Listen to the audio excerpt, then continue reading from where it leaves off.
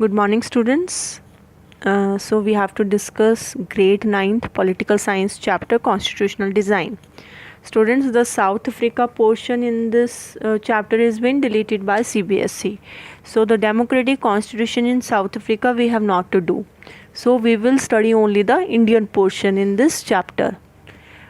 Okay, so let's start now from page 21 of your book. See, again the confusion is there regarding the pages of the chapter, because in some books this is chapter 2 and in some books this is chapter 3. So I am starting from page 21 in some books, and in some books the chapter is different, so the page 43. So please don't be confused. So I'm starting from page 21. Okay, now so let's have an introduction to the chapter. The Constitution of India was adopted by the Constituent Assembly on 26 November 1949 and came into force on 26 January 1950. And you know what is the Constitution? The supreme law of a country, containing the fundamental rules governing the politics and society in a country.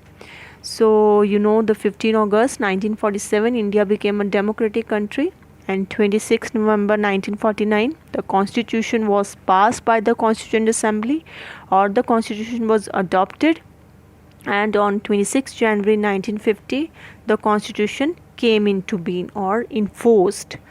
So please keep in mind these dates. So now let's start our chapter from page 21. Why do we need a constitution? So now this we can understand through example of South Africa. So let me just give you a brief introduction of what was happening in South Africa. So students, in South Africa, apartheid policy was followed. That is the official policy of racial segregation and ill treatment of the blacks, followed by the government of South Africa. And in South Africa, the white minority ruled the South Africa, and they used to do discrimination with the blacks. And the white minority, they treated blacks as inferior. No voting rights for the blacks. Trains, buses, taxis, hotels, hospitals, schools, colleges, theaters, all were separated for black and white. Then the African National Congress, they were working against the white policies, and Nelson Mandela sentenced to 28 years of life imprisonment in 1964 for daring to oppose the apartheid regime. And after 28 years of imprisonment, students, Nelson Mandela, he walked out of the jail as a free man, and finally on 26 April 1994, South Africa got independence. Now after they got the independence, now they have to work for their constitution. So now oppressor, that is the white community, and the oppressed, that is the black community. Now in this new democratic setup, they were planning to live together as equals with mutual consent and agreement. So this inclusive approach is required in making constitution. This mutual understanding is seen so that no problem arises in future between blacks and white, that everyone should sit together and discuss the things, and result was formation of good constitution. So now we have to discuss that why do we need a constitution. So now page 22, need for the constitution, why it arises, why do we need a constitution. In constitution we have some basic set of rules and regulations. Like in football match, we observe rules in order to play a game, otherwise everything will be very messy. So if we want to run things in a systematic manner, we have to follow proper rules. And same applies to the country also. If we want to run country on systematic lines, we need rules and regulations. So the constitution provides us these basic sets of rules and regulation. So constitution is a set of written rules that are accepted by people in a country. Now let's see the importance of the constitution. Student, what is the importance of the constitution? We have to see. So specification, first point is specification. Constitution specifies how the government will be constituted, who will have the power to take which decision. All the powers are divided according to the constitution. And second, trust and coordination. Now it generates a degree of trust and coordination that is necessary for different kinds of people to live together. So this trust is also required, and from where the trust will come, where the coordination, when we will sit together and work on our constitution, where everything will be written. Third is rights and duties. So the constitution only lays down the limits on the powers of the government and tells us what are the rights of the citizens. Then good society, fourth point, it expresses the aspiration, the desire of the people about creating a good society. So in the Western countries, they have very liberal approach towards life, like the same gender marriages are common in these Western countries. So where this liberal attitude will be reflected, it will be reflected in their constitution. They will incorporate such provisions in their constitution which will provide them more liberties. And what kind of society we have, that is clearly reflected in our constitution. And if society is good, then the constitution will also be good. And if people want that their nation should progress, then they will adopt more flexible approach towards their constitution. So after this, now we have discussed what is the importance of the constitution. We have discussed what is constitution. So now let's discuss further. So now page 23, students, here the making of Indian constitution we have to see. Now India's constitution was also drawn up under very difficult circumstances. The making of constitution for a huge and diverse country like India was not an easy affair. And at that time the people of India was emerging from a status of subjects to that of citizens. So we were slaves earlier, we were subjects of the British rule, and now due to independence we became the citizens of India. And the country was born through a partition on the religious basis, on the religious grounds. You know all this thing. And this was disturbing experience for the people of India and Pakistan. Many people were killed on both sides of the border in partition related violence, and the one major problem we faced was of princely states. And at that time the Britishers have left it to the princely states whether they want to join India or Pakistan or remain independent. So the merger of these princely states was difficult and uncertain task, and when the constitution was being written, the future of the country did not look secure as it does today. So at that time uncertainty was there, princely states were there, like we were having 565 princely states and 552 came in the Indian territory and 13 went there with the Pakistan. Now 549 easily they signed the instrument of accession with the Indian government and they joined Indian Union very easily, and 3 of them, Jammu and Kashmir, Hyderabad and Junagadh, they did not incorporated, but later on they also incorporated into the Indian Union. So the makers of the constitution, they have worries about the present and the future of the country. So the Indian constitution was drawn up under very difficult circumstances because of the diverse group of population we were having. We have to provide provisions to everybody so that even the minority community should not feel that they are not being taken into, their feelings are not being taken into account by their leaders. Then partition on the basis of religious grounds, religious differences, this also because communal disharmony was there, but now we have to stop it here only so that the situation does not further aggravated. And then princely states also, they also created problems for us. So now the next we have to see the path to the constitution, same page only, path to the constitution. Now despite all these difficulties, there was one big advantage for the makers of Indian constitution. Like if we see the South Africa, the scenario was that the constitution makers, they have to accommodate black and white and come up with the constitution that is acceptable to both. In South Africa, they don't have any experience beforehand. Like in India, we had developed already a consensus, that is the general agreement. So this consensus we have developed during our freedom struggle, and there was so much disunity in India when Gandhiji arrived in India in 1915 from South Africa. Then here Gandhiji seen that The condition of his country is also not different from South Africa. Here also discrimination, exploitation of Indians at the hand of the Britishers. So he launched Satyagraha here in 1916, 17 and 18, and Indian masses were also disunited due to the caste system we were following. But Gandhiji was of the view that in order to attain independence, all the Indian masses had to be unified under the united umbrella of freedom struggle. For this, he launched many movements, and finally, we united also during our freedom struggle and hence attained independence. So, our national movement was not only a struggle against a foreign rule, it was also a struggle to revive our country and to transform our society and politics to bring unity in our country.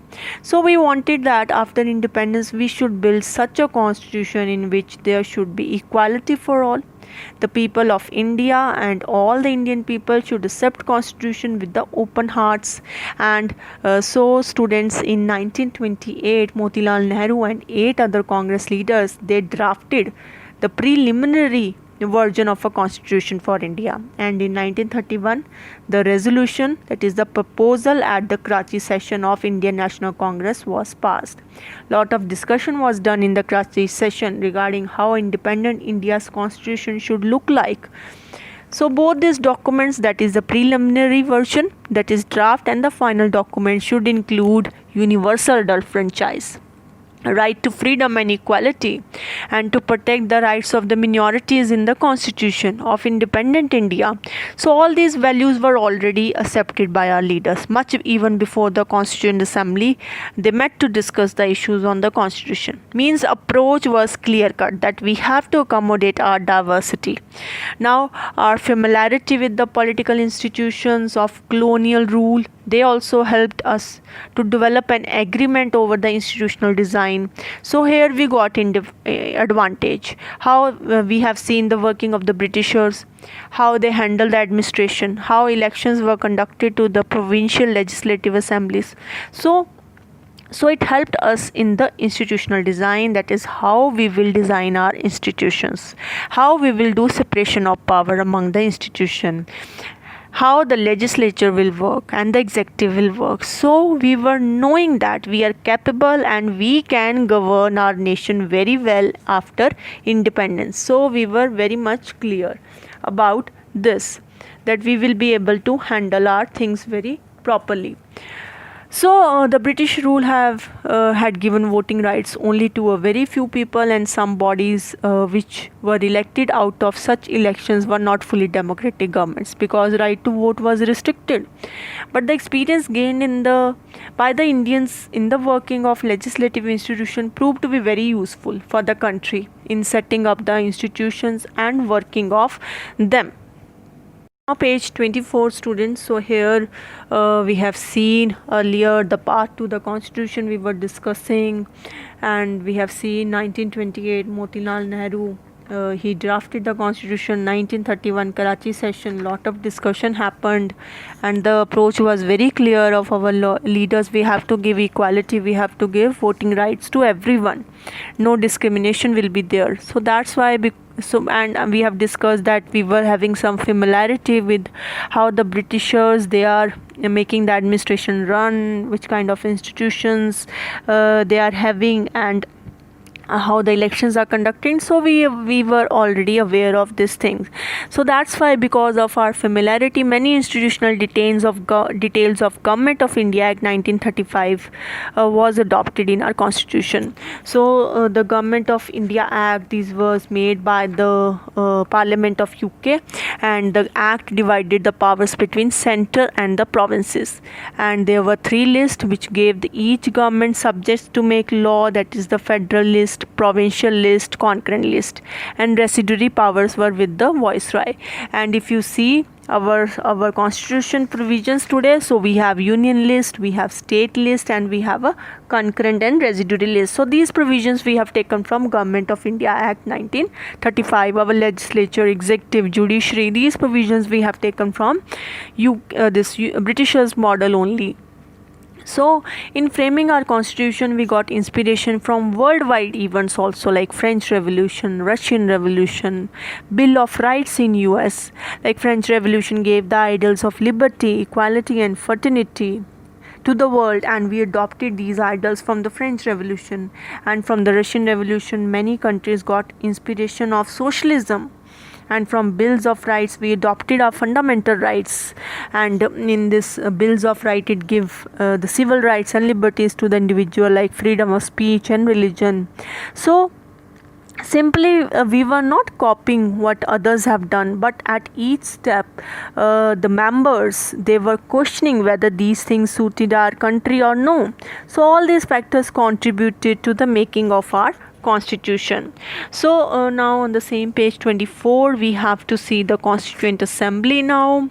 So now, what is Constituent Assembly? An assembly of people's representatives that writes a constitution for a country.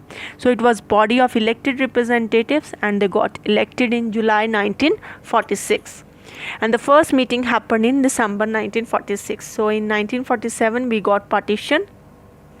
So we were having 389 members before the partition to the Constituent Assembly. After partition, there was division of the Constituent Assembly also, and now after partition, 299 members were left in the Indian Constituent Assembly.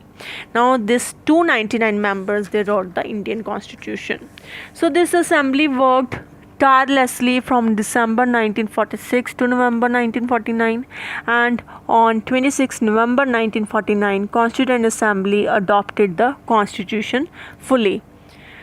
So now, students, the question arises now that why do we accept the constitution made by this assembly more than 70 years earlier? Now why we are still accepting it? So we have to see this thing now. Let's discuss. So now our constitution does not reflect the views of its members alone. Rather, it expresses the general and broad agreement of all the masses.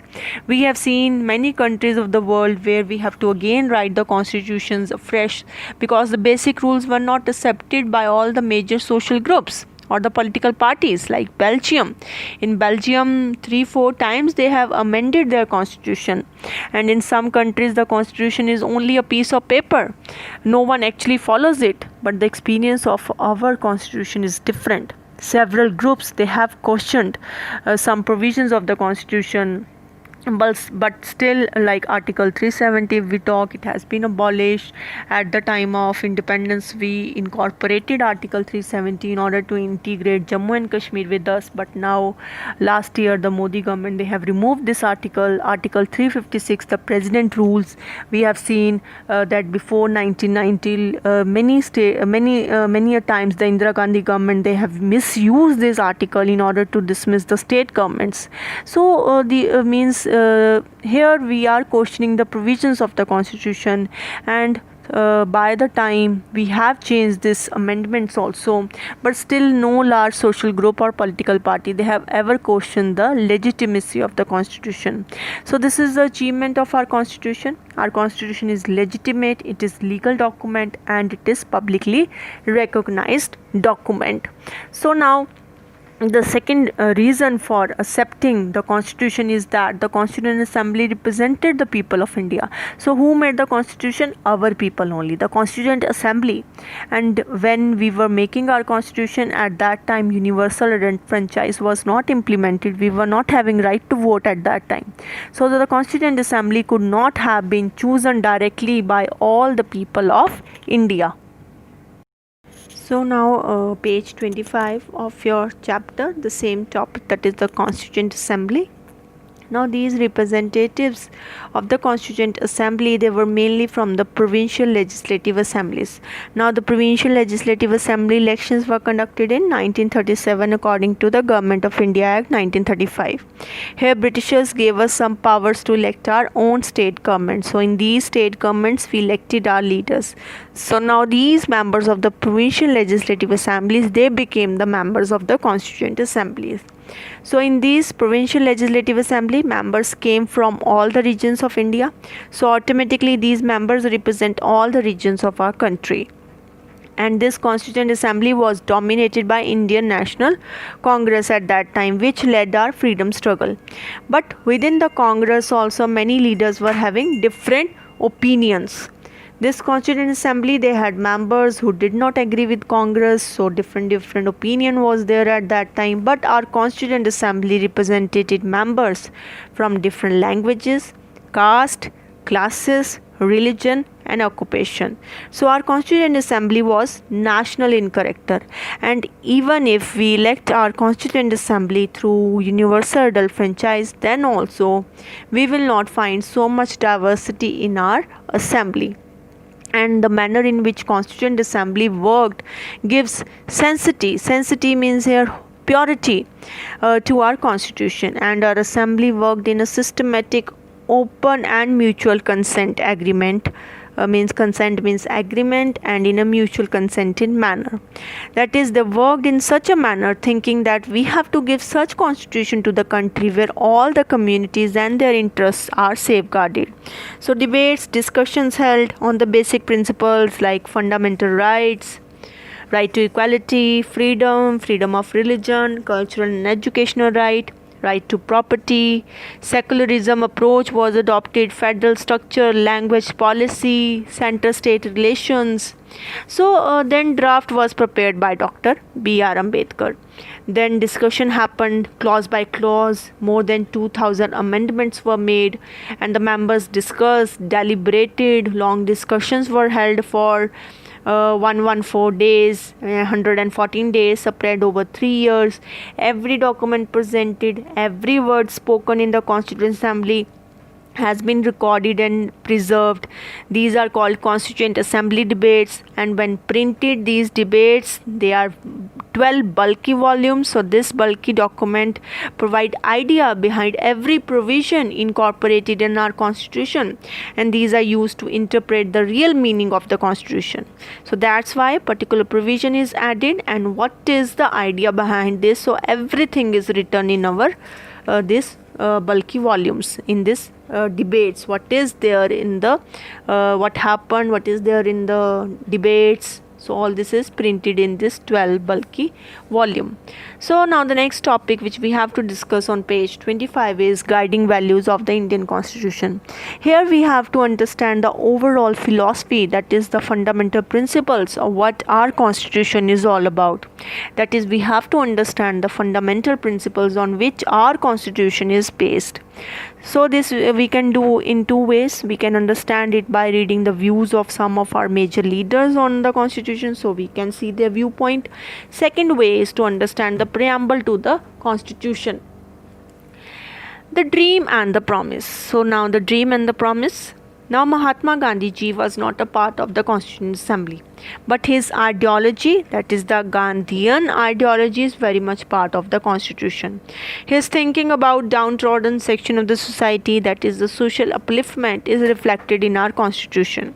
So now this idea is reflected in his speech on page 26. Now we have to see that is his speech of the Gandhiji, that the constitution of our country should be such that work on the upliftment of the downtrodden section of the society should be done.